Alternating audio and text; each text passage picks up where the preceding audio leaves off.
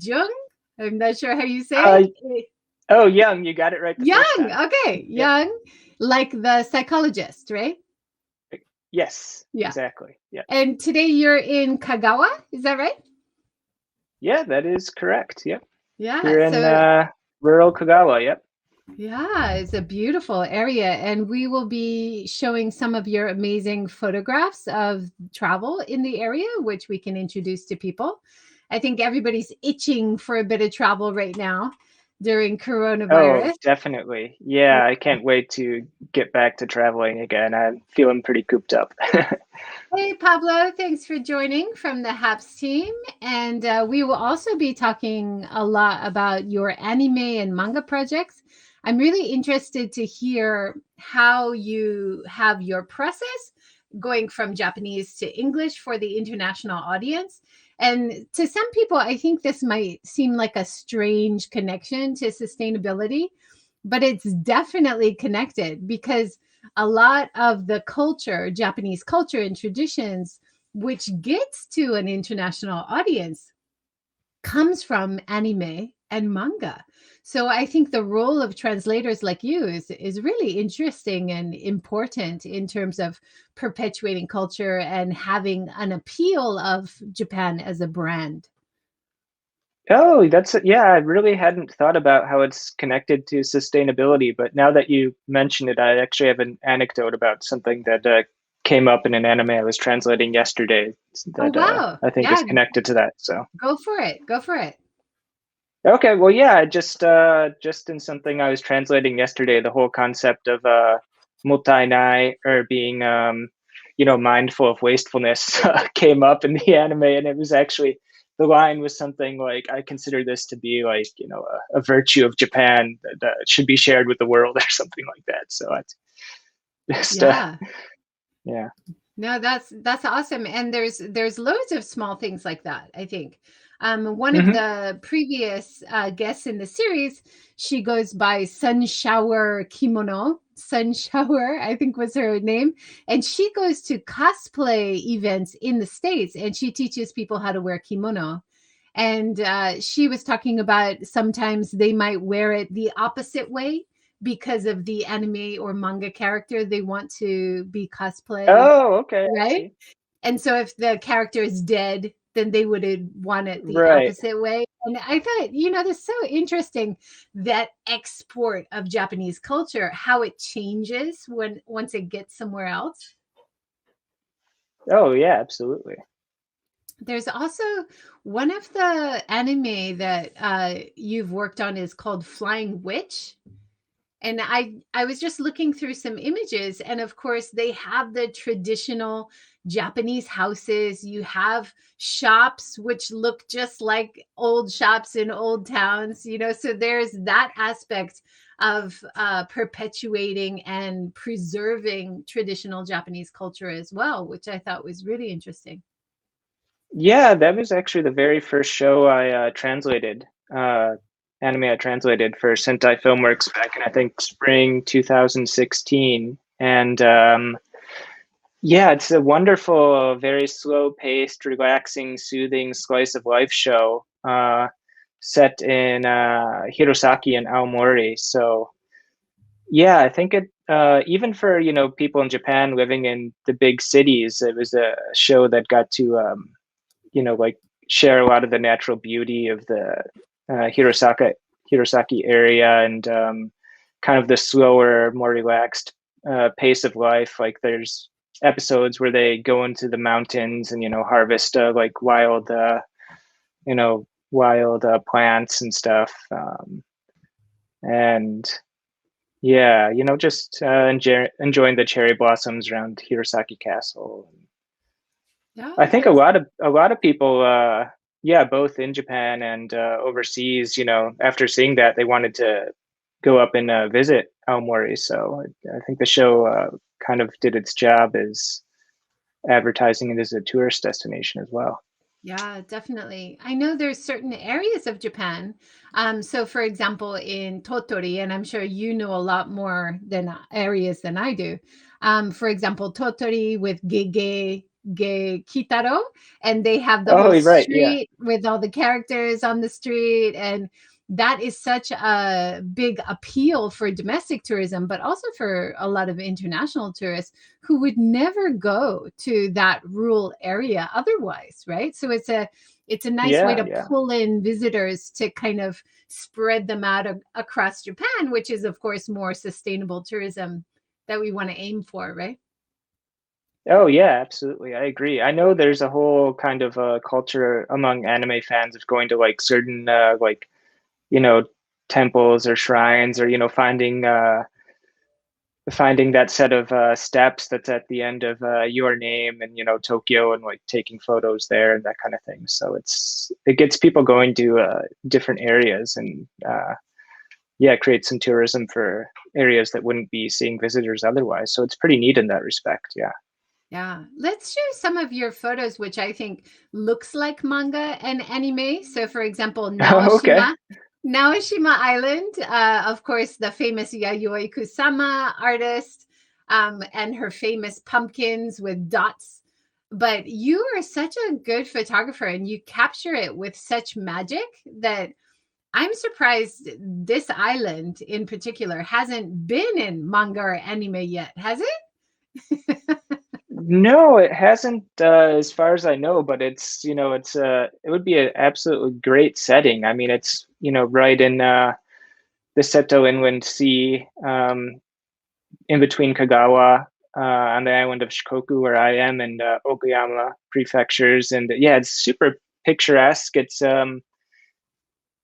There's not too big of a local population there, and the island's not too big, so a lot of people will rent, a bicycle, which is what I did, and you can really bicycle around the whole island in not too much time at all. A lot of great art museums, and um, but what Naoshima has featured in, actually, I think, is a James Bond novel. So there's a small James Bond museum there, which is kind of random, but that was neat to see. That's really fun. I didn't realize that. Yeah, I went there during they have like a 3 month time in spring and then a 3 month time in autumn, is it? Where they have the actual festival and you have a pass and you can go inside all the different art projects. But pretty much any time of year, you can still see a lot of artwork outside. You can cycle around, like you said. It's a beautiful little island, not hard to get to from Okayama side or Kagawa side, right? By ferry.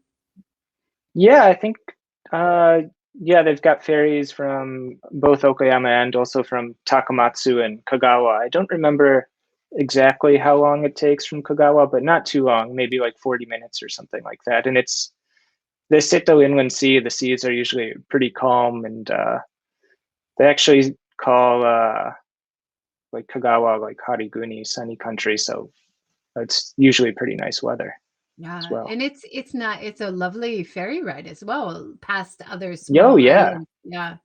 I think that has been a great added appeal for the whole area because this is an area of Japan that not many people were visiting. So it's nice to have those innovative ideas to bring a lot more people in and enjoy the outdoors. And it's great for the future of travel after COVID, or even trying to social distance while doing tourism, right? Let's Yeah, go back a little bit to your training and your translation, and talk about anime a little bit. sure. So I heard in one of your other interviews that you were working for like kind of a big company at first for manga anime translation, and it wasn't very satisfying because you didn't get credit. It was a lot of work. You didn't have so much control over the projects, but now you have a very good relationship with Sentai. Is that right? Yeah, that's right. I think, yeah, probably what I was talking about is when I first started translation, I did a lot of business and finance and general translation. But my first media translation experience was working on some really big video games, but through a translation agency, which is kind of an intermediary kind of layer between the publisher and the translator. So yeah, all those projects were uncredited, and usually, the finished game wasn't the game wasn't finished at the time. So you're basically just working in an Excel spreadsheet with maybe some screenshots or some descriptions, and there's maybe 4 or 5 other translators on the project, and the communication maybe isn't so great. So yeah, overall, I found it less satisfying than translating anime or manga, where you're looking at the finished product already, and you're crafting the whole translation on your own. So it's and then also being credited, it allows me to kind of interact with the fans and see get their feedback and opinions on things. So yeah, I found it to be very satisfying work. Yeah. Yeah, and you were talking about being invited to be on the red carpet. Tell us about that. Oh, that was something I never expected to happen. But I translated the Made in Abyss TV series back in the summer of 2017. It's a really cool adventure story about kind of traveling into this mysterious pit that has all these alluring and highly valued relics, but also is quite dangerous. But yeah, anyway, it was a pretty successful series, and they ended up adapting the first TV season into a couple compilation films, adding in some new scenes and some new music and all of that. And when I got word that, so I translated, those films as well, and then I got word that Sentai was going to do a world premiere of the English translation in Los Angeles, and I had my sister was living there, so I actually had wanted to make a trip anyway, and I got in touch, and I'm like, well, could I maybe meet up with some Sentai staff afterwards, or maybe get a free ticket to the show or whatever. And they're like, oh no, we'll do better than that. You can walk the red carpet and go to like the after party at the Ritz-Carlton afterwards, and that allowed me to talk to the director and to Kojima-san, who's a super nice guy, and also Kevin Penkin, an Australian, who did the music, and the music for the show is absolutely amazing. And it's just cool that there's a Australian working in the anime industry at the level he is. He's done a lot of new shows as well. But yeah, that was an experience that, working as a freelance translator, I never expected that I'd get to have. And even now, I'm still got a great working relationship with Sentai, and I can't announce it quite yet, but I just spent several months working on a project for them that I'm just as excited about as Made in Abyss. So hopefully any day now, the announcement for that will be coming. That's great. Look forward to it. And the best place for people to catch up with your latest work is on Twitter. Is that right? Yes, Twitter. That's where I'm definitely the most active, and I think I've got a hashtag translating, where I kind of post some translation anecdotes and some tips and stuff like that. And then I post some stuff about the Japanese language with the Nihongo hashtag. And my photos, I think, are Jake's Japan photo. So Nice. yeah, but anyone interested in translation, I think they'll find some good stuff under those first 2 hashtags. That's great. I've heard a little bit of background from other interviews that you've done about how you got started and also what advice you would give to other people who want to get into translation. Now, one of the most important things, of course, is to get your Japanese ability up. So you have passed the level 1 Japanese test. Is that right? Yeah, that's true. I did that, I think, 2009. So just like a year before I went full time, became a full time freelance translator. But yeah, so yeah, the first thing, you obviously want to get your Japanese ability up to snuff. And it's an ongoing process. I'm still learning new stuff all the time, but you definitely want to get your core level. Yeah, I think being able to pass the level 1 of the Japanese language proficiency test is a pretty good benchmark. It's not absolutely necessary, but that will probably let you know your Japanese is ready. You But also yeah, I mean, talked about some of the dictionaries that you use. So it was interesting to me to hear you're not only using Japanese to English dictionaries, you're also checking it with Japanese to Japanese dictionaries. And you're also trying to find the manga for the anime to get a feel for how the dialogue works. It's quite an in-depth process. It's not a straight just listen or just look and translate directly, right? It's quite a in-depth process, is it? yeah, I would say so. My favorite dictionary is probably the Kenkyusha um, dictionary, which has a lot of good uh, multiple translations for every word, a lot of good synonyms and things like that. But most of all, it just has excellent example sentences that are vetted.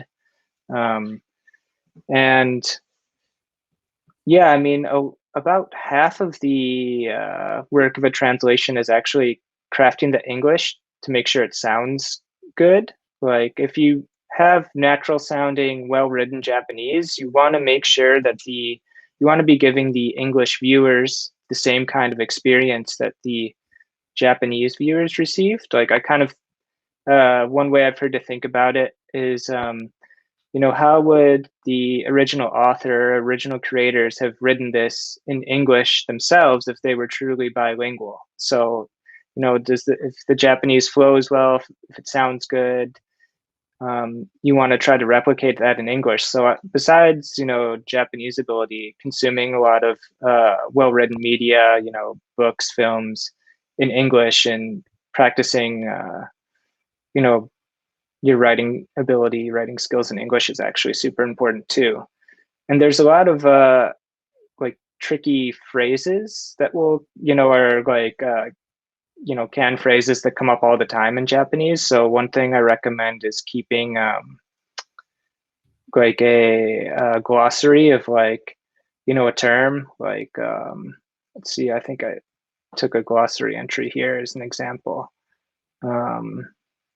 Oh yeah, like maitana or something will like come up like a lot. So I think in my glossary I've got I give up, you've got me, I've been beaten, this bites, I'm in a real fix, damn it all. So like yeah, I mean I've got like 400 different entries or something, and yeah, working on those stock phrases can help. That's so Um, interesting. I also heard you say it takes some creativity, of course, because you have to connect with the audience in the language, so in their culture a little bit, but you have to keep the essence of the original Japanese, like you said. And sometimes this includes keeping things vague. So if it's vague in Japanese because they're building suspense, they don't want to give it away too much, you have to have a similarly vague way of telling the dialogue. Is that right?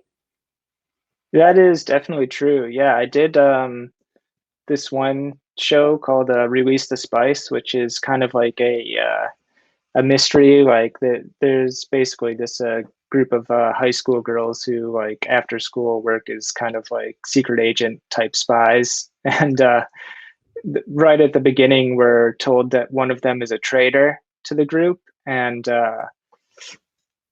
yeah, and it wasn't based on a light novel or manga or anything. It's an anime original show, and even I didn't know how it was going to turn out. So I had to be very careful of keeping the phrasing and equally vague to the Japanese, not to try to slip up in any way that would, um, give a sense of the trader, being someone in English when that kind of nuance wasn't in the Japanese. So that was, yeah. But That's really also, interesting. Yeah. like you were saying, yeah, like I mean, when it comes to things like puns or jokes, you want to make sure get across to the English audience, as close as possible, the same way they came across to the Japanese audience. So you kind of need to, tweak them so they work and so they're funny without having to explain the joke. I think it was in interesting example came up in Parasite, the Academy Award-winning film, where there was some joke about Seoul National University, and since that was for such a intended for the subtitles were intended for such a wide audience, they actually changed it to Oxford. But and that's something I wouldn't have to do for anime or manga because the average fan is in tune with Japanese culture enough that they know about kind of the stereotypes about Tokyo University. So Yeah. I could have kept that, but yeah, you need to keep things like that in mind. That's wild. So you need to understand the heritage and history of the story, but also you need to understand the local culture and heritage history of the audience to try to make something Yes, yeah. relatable. Is that right? Yeah, that's definitely true. Like understanding the audience is very important. And there are things, TV anime, the audience can generally be considered to have a little more experience with Japanese culture than like the audience for a really mainstream film. Besides Sentai, for the last year, I've been doing some work for G Kids rather than the like original translation from scratch. Usually they receive the translation from like the Japanese studio, but they've asked me to do like some quality assurance and revisions on some stuff for like Weathering with You, Shinkai's latest film, and Lupin the Third, the first. So some really kind of big mainstream films. And then in cases like that, you probably don't want to, you know, um, assume that the audience has the same type of insight to Japanese culture. So Yeah. like you wouldn't But you want to keep some of the key words in Japanese, right?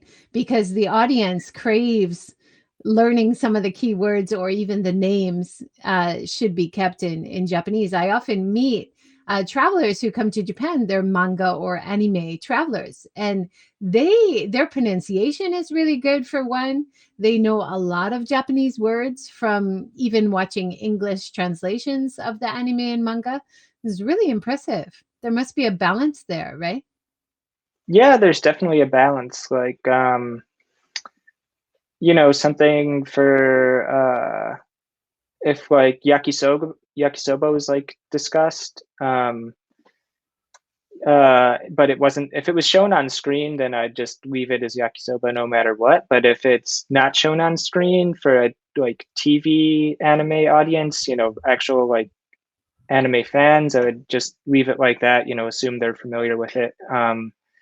But if it was like a mainstream film, I'd have to consider, if it should be fried soba noodles or something like that. So it's a balancing act, yeah.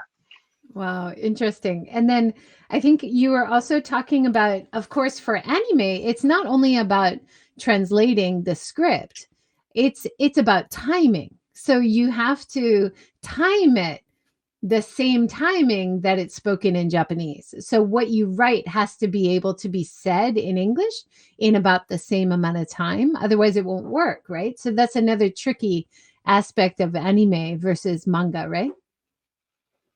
Yeah, so when a show gets dubbed into English, there's actually a separate job position called ADR writer, and they make sure that all of the like lip flaps and everything match up. So they'll take my subtitle translation and tweak it further so that it works when they dub a show into English. But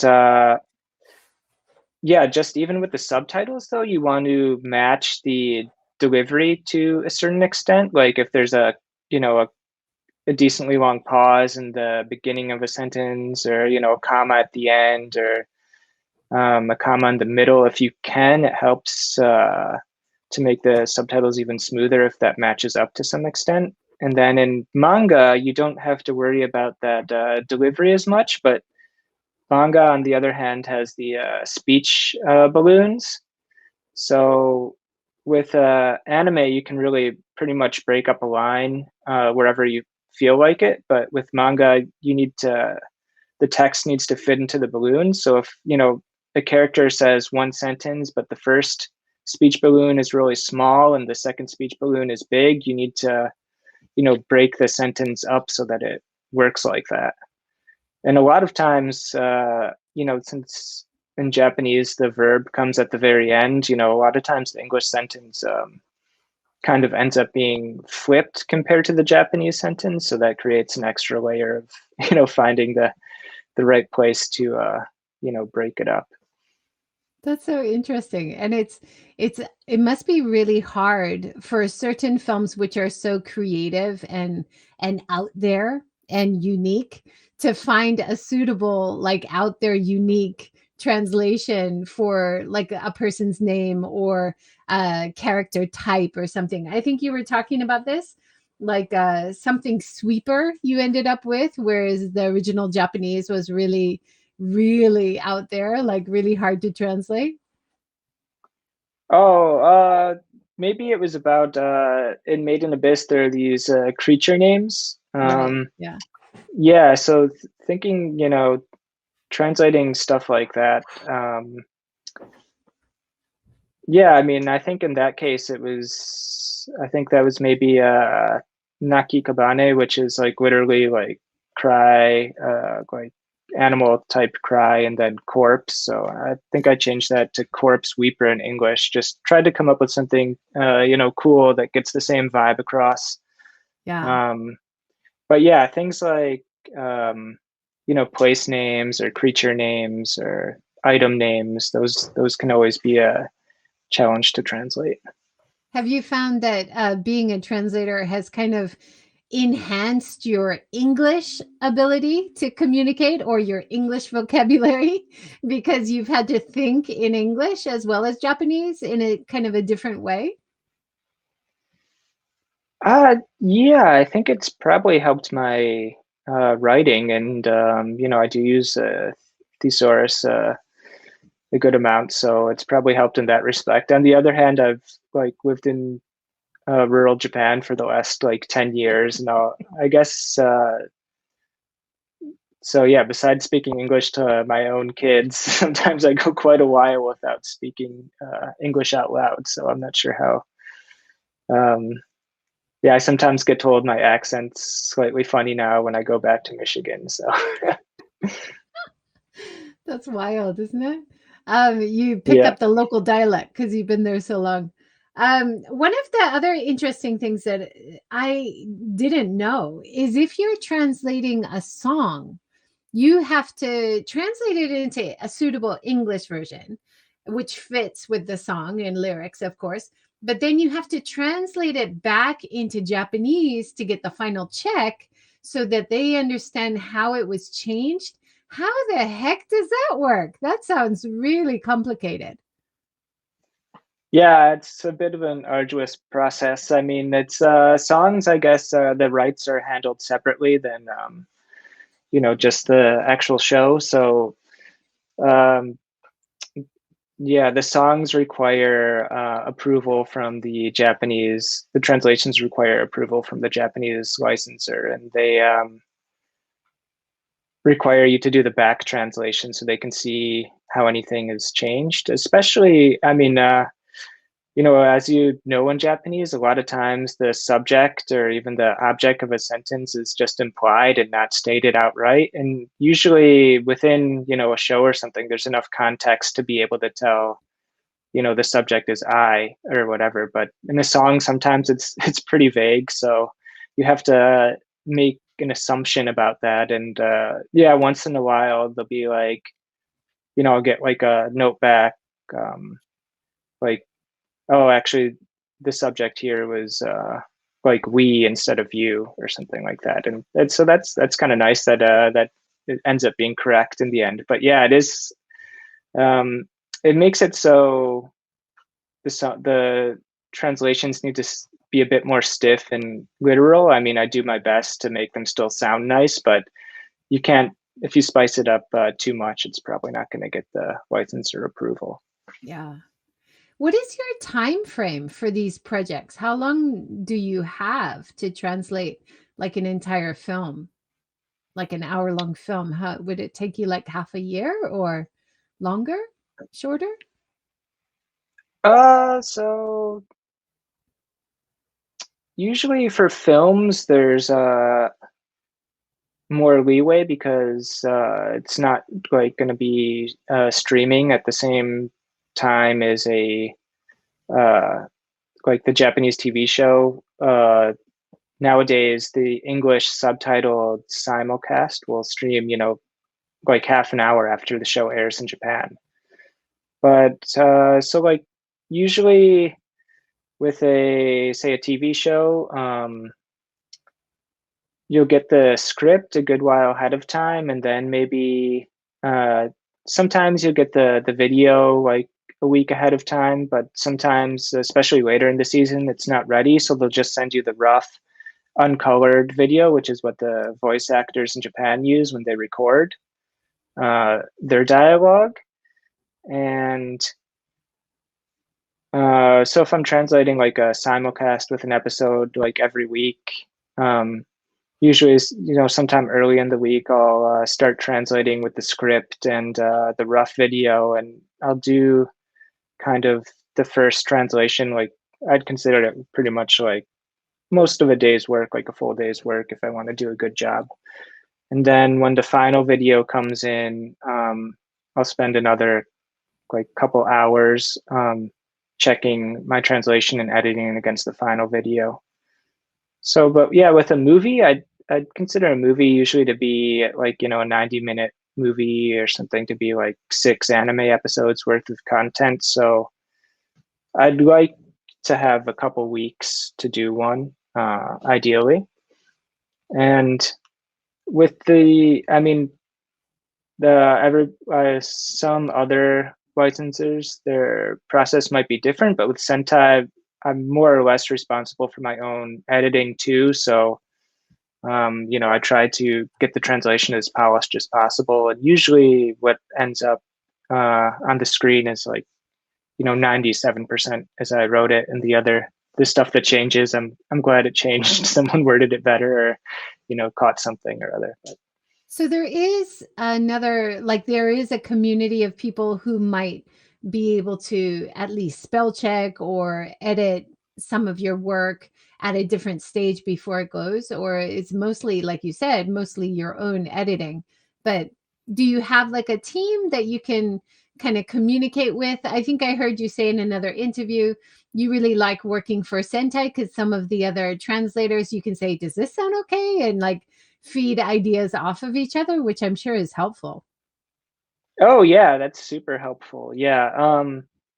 Yeah, so there is a supervising translator for all the projects I do, and they'll watch over the show and check, give it some amount of checking before it goes live. And yeah, there's a couple in-house translators with Sentai, and I always, if I'm if there's something I'm stuck on, or I just want an opinion, if this is a good way to handle a certain kind of issue, I'll get in touch with them and see what they think and run it by them, and that helps a lot. But yeah, so rather than like a set editor position, though, there's someone that does the timing of the subtitles and the typesetting of like the captions and stuff on screen. And at the same time they're doing that, they'll do a little bit of editing and of course check the spelling and grammar and all that. And I think there's also kind of the production assistants, I believe, will watch the show and look for spelling and grammar issues and that kind of thing. Yeah. Wow, interesting. And a major question, which I'm sure a lot of people thinking of doing this as a career will be asking is, can you do this as a career?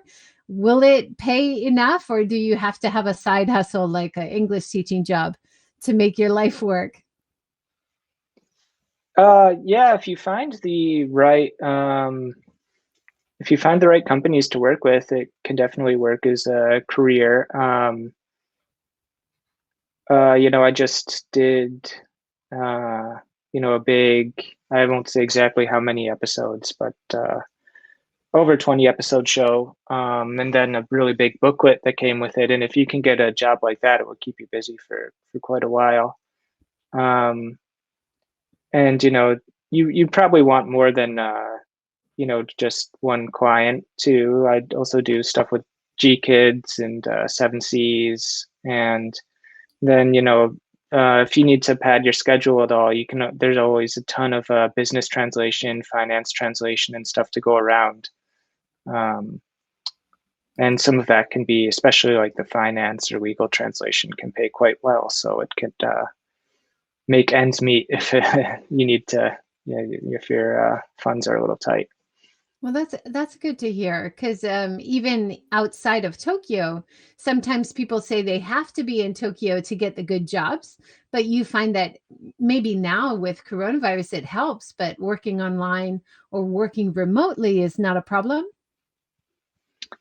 Yeah, I mean, there's for translation especially.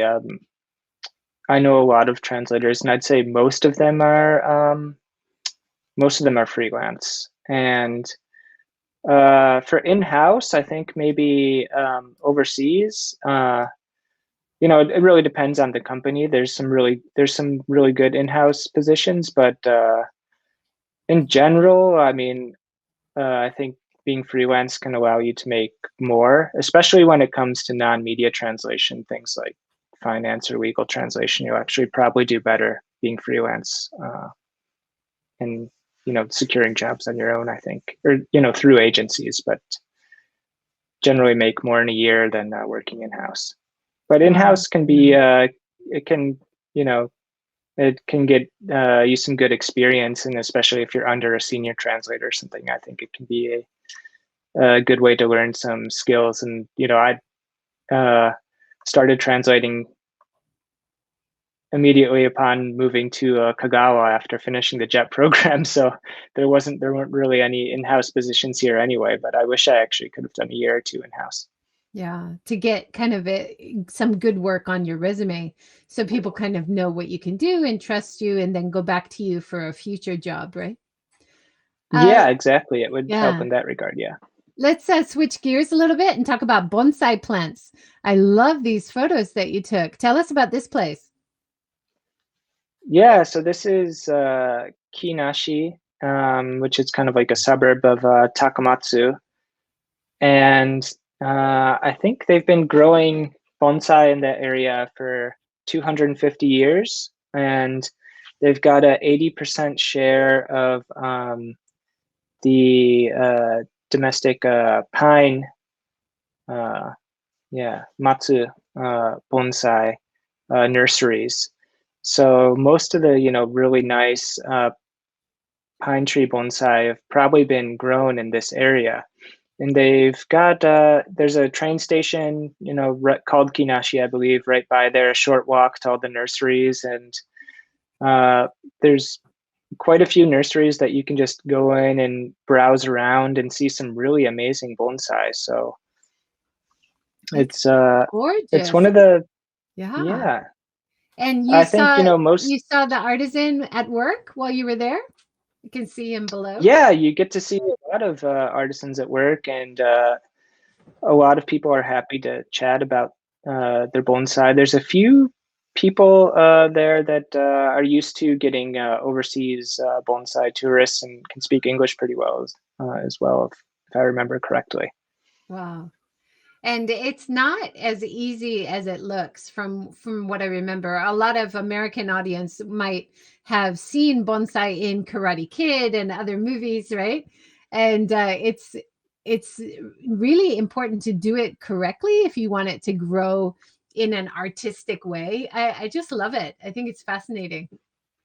Oh, it's super fascinating. Yeah, I mean, some of these, the really highly prized trees, some of them are, 100, even 200 years old, and someone's been tending to them every single day. So it's just, it's absolutely amazing. Yeah, it's, these people who go into it, they, you know, are like a apprentice or whatever for like a decade, and they, you know, it's actually a very you know, highly developed skill set that they need to raise all these trees. Yeah. Yeah, fantastic. Felix says, "Cool bonsai." Nice. Let's Yeah. go to Kompira-san, because I think Kompira-san is a really interesting temple complex. Tell us about that. Yeah, it's I think it's technically a shrine, but what's interesting is that it's a shrine dedicated, I believe, to seafaring, you know, kind of protection at sea and that kind of thing. But what's interesting, I think, is that it has a lot of Buddhist influence as well, and that it wasn't even strictly defined until the Meiji period, when the national government designated as a shrine rather than a Shinto shrine rather than a Buddhist temple. But yeah, what's cool about it is it's got what let's see, 1,368 stone steps going up to the main shrine complex. So It's it's, crazy. And yeah, it's I had the really chance to really visit, beautiful. and I was really surprised, of course, with all the steps, but also if you can't do the steps, they actually have people that carry you up in a little Yeah, and like box, right? You can pay for that, the like Eloquent. Yeah. or you can put your message in the olden days, maybe not now, but you can put your message to the gods in a dog's collar, and the dog will take it up to the temple and give your donation or offering up Oh, there. wow. Yeah, really cool. So I was thinking this would be a perfect place to set an anime or manga in my mind. So many stories. Oh, yeah, I agree. Yeah. And the, you know, the views once you get to the top are really nice as well. You're kind of like hiking up kind of, you know, up the side of a mountain. So you're on these stone steps, but you know, you're surrounded by all these trees, and it's really beautiful. Yeah. And then at the base of Compila-san, before all the steps, there's a cute little town, and they have all these udon noodle making schools, which I see that you did one of the udon schools. Is that with your daughter or son? So cute. Oh yeah, that's with my son. Yeah. He was probably only like 3 at the time, I think. Yeah. Yeah, udon Kagawa is pretty synonymous with udon. They call it udon ken in all of like the PR marketing and stuff. And you know, people will line up for at the popular places on the, you know, 3-day weekends or whatever. People in non-corona times will come from Osaka and line up for like an hour to get into an udon restaurant. So it's Yep. pretty interesting. But yeah, this place is fun. Yeah, I mean, they've got, you know, experts that teach you how to make udon from scratch. So, you know, you knead the dough, and you cut all the you know, you cut it into strands for the noodles, and you cook it up right there, and it's delicious. Yeah. One of the things that's pretty funny that the kids like is you know, they put the dough in a plastic bag, and you jump on top of it to knead it. So Yeah, I went with my students, university students years ago, and we all had so much fun. And the yeah. guides or the teachers that teach you how to make udon are so enthusiastic and so funny. So I think Oh even yeah, even if you just are listening in Japanese, you would still be entertained, even if you didn't understand 100%. I love it. I agree. Yeah. Let's go to another beautiful area that you've shown. Where is this? You've got all these gorgeous pictures of a garden. It's a Oh, this is stunning yeah, garden. Ritsurin Garden in Takamatsu. It's so it's not considered one of Japan, or it's not technically one of Japan's, you know, 3 famous gardens, but most people say that it, you know, should be included among those 3. And actually, Kagawa's right next to you know, Okayama, and I've, as much as I love Kenroku-en there, I actually prefer Ritsurin Garden. But it's yeah, it's got a very long history. It was made by you know, feudal lords of the area, and I think the Edo period. Um, Really beautiful during all 4 seasons. Right near downtown Takamatsu. You can go on. There's a place to do a, you know, tea ceremony, and you can go on the you can take a boat ride and lots of areas to stroll around. Yeah, Lots cool. of koi carp you can feed. Just a beautiful Yeah, place. that's awesome. I also fell in love with your photos of Upenji Temple. Unpenji, yeah.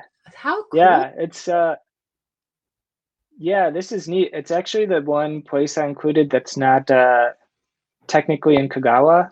It's in Tokushima, but it's so like right when you start seeing these hundreds of Buddha statues, you walk over a line in the pavement on the top of the mountain that says Kagawa on one side, Tokushima on the other side. Uh, so the main way to get there is actually riding a ropeway, a really picturesque ropeway from uh, well, I forget the town right now, but in Kagawa, you ride the ropeway up to the top of the mountain, and then you step over, the border line, and then this is in Tokushima. But yeah, it's neat. It's on the 88 Temple pilgrimage, and yeah, there's hundreds of these statues. It's since it's at the top of the mountain. If you go up, in winter, there's probably going to be a dusting of snow. Which is not all too common this far south in Japan. So it's neat to see. Looks beautiful. And then, of course, Kagawa is famous for its views of the Seto Inland Sea, and you have some stunning photos at a lookout just with these shots of the islands dotted beyond. Where's that? Yeah, there's a couple really great ones. The one with the cherry blossoms is called Shiudayama, Mm-hmm. which is in Mitoyo, Kagawa. But yeah, it's quite famous for having just an amazing combination of cherry blossoms. There's like 1,000 cherry trees on the top of this mountain Wow. and then it overlooks the Seto Inland Sea. Just really picturesque. So yeah, that one in the bottom right is kind of the classic scene that you'll see all these photographers kind of trying to get the shot for. That's But amazing. yeah, really really beautiful. And then the other one that's now in the top left of the screen is that was taken from Yashima, which is a plateau just just to the east of Takamatsu City. And yeah, it's I think it's famous for like a 12th century battle between the Taira and Minamoto clans. A pretty decisive battle took place there, but it's a neat place because besides great views of the Seto Inland Sea, also overlooks all of Takamatsu City, so you can get some neat overhead shots of the city as well. That's gorgeous. Do you find that as a photographer and a translator, it gives you more of a balance in your life, especially with a family, that you're able to get out and explore and take beautiful photos and enjoy nature, and then come back and sit in front of a computer screen for hours and do some translation? Is that a good combo? It seems like it. Oh, absolutely. Yeah, I mean, sitting in front of a computer all day long and then being a freelancer as well, where it's just me, it's really nice to get outdoors. And even when I'm not doing photography, I make sure to take a long walk every day. Um, but yes, it's very cathartic to get out in nature, even cityscapes, and just get out with a camera and not be sitting in front of the computer. And with the photography too, rather than shooting events and things, I mostly do stock photography, so I can fit that into my schedule, whenever really. So it works out quite well. Yeah. Do you find that pays all right? Stock photography, you get enough income back for the amount of work that you do? Yeah, I'm mostly taking the photos just most of the time just because I want to be taking them anyway. So I mostly consider it just to be a bonus. But I was lucky enough to get in with Getty Images, and they actually um, charge, enough that they can pay quite well when someone licenses your images, but it's very hard to predict what's going to sell well. I just at this one uh, highway rest stop, there's this stone path that like diverges in like two directions, and I just randomly took a picture of like my friend standing at like the top of one of the the bifurcation, one of the fork. He was on one of the forks, and all of a sudden it's been used by like 20 different financial institutions for like choosing the right future or whatever. So it's so random, but Wow, but you yeah. don't know what's gonna hit for people in marketing and stuff sometimes. That's great. Yeah. What kind of camera are you using? Are you using not just a phone, right? A proper SLR? No. Yeah, I use mirrorless now, which is kind of the new thing after SLRs. But yeah, it's a Sony A6500. So it's fairly since it's mirrorless, it's fairly compact, but the image quality is really nice. And Yeah. yeah, I've got a couple different lenses. And, Got yeah. some great shots. Are you using a tripod or is it handheld? Yeah, I'll use tripods for night photos. But yeah, for like dusk and twilight nowadays, the sensors are sensitive enough that you can shoot, and there's image stabilization, so you can shoot handheld. Like for the that one in the top left, I think that was handheld, probably. Yeah, Gorgeous. Just gorgeous. Is that sunrise or sunset? that was sunset, I think. Yeah. Yeah, Fantastic. Love it. it's neat to see all those ships going through there. Yeah, it's got like Ponyo vibes, kind of. Yeah. I was Yeah, just at Ghibli Tomonoya film. the other Yeah. day where Ponyo is set. So that Oh, okay. I wish I could have stayed till sunset and seen the view. Next time. It's not too Yeah. far from where I am, so next time. Uh Oh, getting good. Yeah. getting back a little bit more to your anime work. You were talking about you really like working on anime originals, things that are in a series and things that, week by week, the news story comes out. It's kind of exciting that way. Do you ever get bugged from your fans to give hints about what's coming? Oh no, luckily I don't think I think people are realize that I would never divulge what's coming. I think, the farthest I've ever gone is like a super vague, this next episode's awesome. I mean, it's really I'm, just a humble translator. It's the creators of the show that have the right to give any kind of previews or hints or anything like that. So that's not really my place. But Yeah, yeah, it I must do. be. Sometimes I do get people asking, if I know anything about a new season coming or something like that, and the answer is always, if I did, I couldn't say anything, and Yeah. I'd make sure not to give any hints or anything like that. It But yeah, it must is be neat. because some of the It series is you kind of work on are so popular. You must get people asking, "Is there another one coming?" Or give us some hints, right? it does happen sometimes, but yeah, it is a really neat privilege to know like what happens ahead of time, and just be like, oh wow, this next episode's really going to blow people's minds or whatever. But yeah. Yeah, that's awesome. So I heard you say that if you had to choose one of your anime situations to live in, that you would choose Adam in the Beginning, the prequel to Astro Boy. Is that right? Oh yeah, I probably did say that. Yeah, I mean, it's I wouldn't want to be in any situation like Made in Abyss with, yeah, surrounded by terrifying danger all the time. So that in the beginning sounds nice. It's just set in the kind of near future with when they're first starting to make AI capable robots that are starting to feel and stuff like that on their own. So I think that would kind of be a neat future to be in.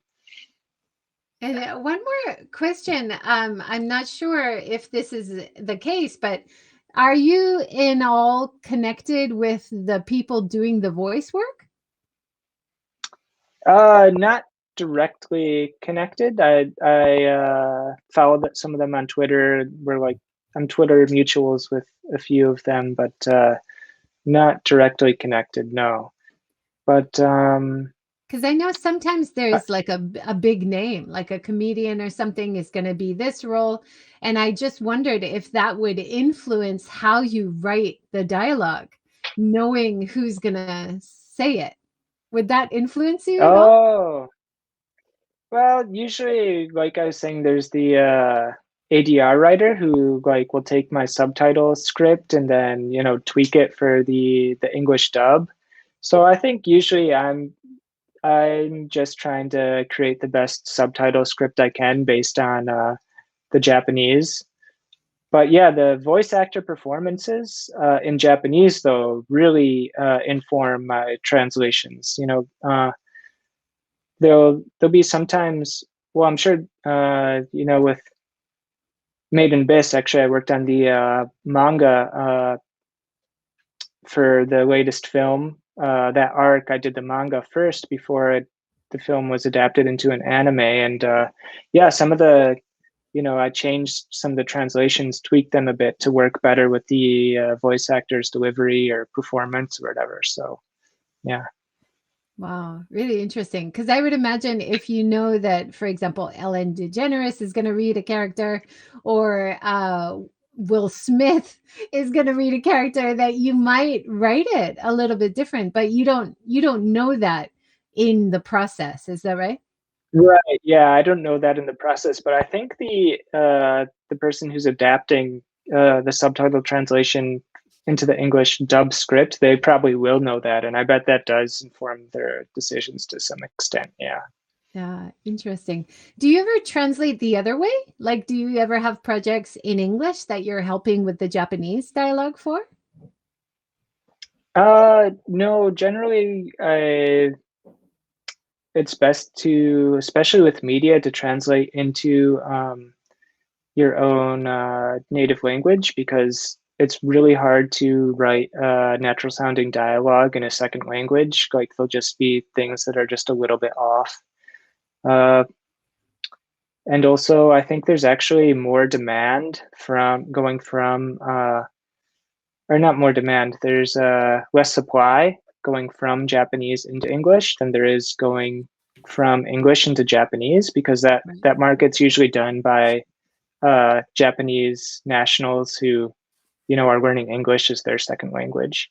Right. But yeah, I mean, occasionally there'll be some like small uh, thing like that my town, I'm on like the international committee here, and they'll, ask me to translate some English pamphlet into Japanese or something so they can, use it for whatever. But, I'll do small jobs like that. But generally, I try to go English or Japanese to English only.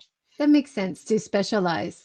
And I heard you say that one of the ways when people are starting out, or to even keep your hand in and keep your practice up, is to watch a Japanese film that has already been translated by someone well, and then match your translation to what they had, and then try to improve upon your skill that way. Would you still recommend that as a good style to learn and improve?